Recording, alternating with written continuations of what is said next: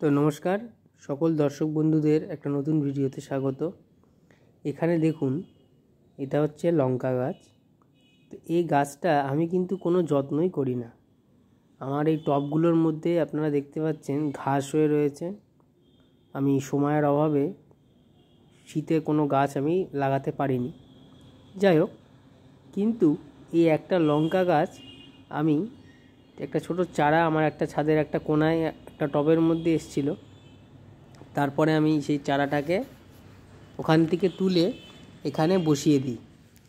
আর যে মাটিটা দেখতে পাচ্ছেন, মাটিটা কিন্তু তৈরি করাই ছিল জৈব সার মিশিয়ে এবং শিংকুচি, হাড়ের গুঁড়ো, অল্প একটু সর্ষের খোল, তারপরে সুফলা 15-15-15 এগুলো সব দিয়ে আমি মাটিটা সে তৈরি করে রেখেছিলাম এই টবগুলোর মধ্যে, যে হয়তো শীতে কোনো গাছ লাগাবো। কিন্তু যাই হোক, সময়ের অভাবে আমি করতে পারিনি।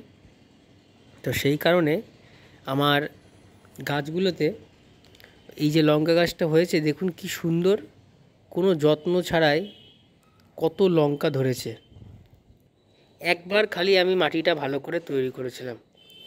তো এইটাই মূল কথা, যে ছাদ বাগানে করতে গেলে প্রাথমিক অবস্থায় যেন মাটিটা ভালোভাবে রেডি থাকে, তাহলে পরবর্তীতে সেমন পরিচর্যা না করলেও ভালো রেজাল্ট কিন্তু পাওয়া যায়।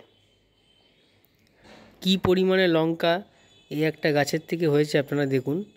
একদম ছোট্ট গাছ, তাতেও কিন্তু অনেক লঙ্কা এসছে।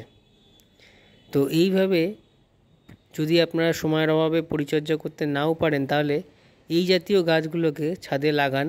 অল্প সামান্য কিছু পরিচর্যা না করলেও আপনারা কিন্তু ফলন পাবেন। তো অবশ্যই আপনারা ছাদ বাগানে এরকম লঙ্কা গাছ লাগাবেন। আর একটা বিশেষ কথা বলার, যদি শীতকালে লঙ্কা গাছ আপনারা লাগিয়ে থাকেন, তাহলে চেষ্টা করবেন গাছগুলোকে কিন্তু একদম যেখানে প্রচুর পরিমাণে সূর্যের আলো পড়ে সেখানে রাখতে। না হলে কিন্তু শীতে লঙ্কার পাতা মাথার দিকে কুঁকড়ে যাবে। আর যেটা চেষ্টা করবেন যে প্রত্যেক দিন একবার করে প্লেন জল দিয়ে সকালে হোক বা বিকেলে হোক গাছটাকে পুরো স্নান করিয়ে দেওয়ার। এতে কুয়াশা পড়ে অনেক সময় পাতার ওপরে জমে থাকে জল, সেগুলো আর থাকবে না।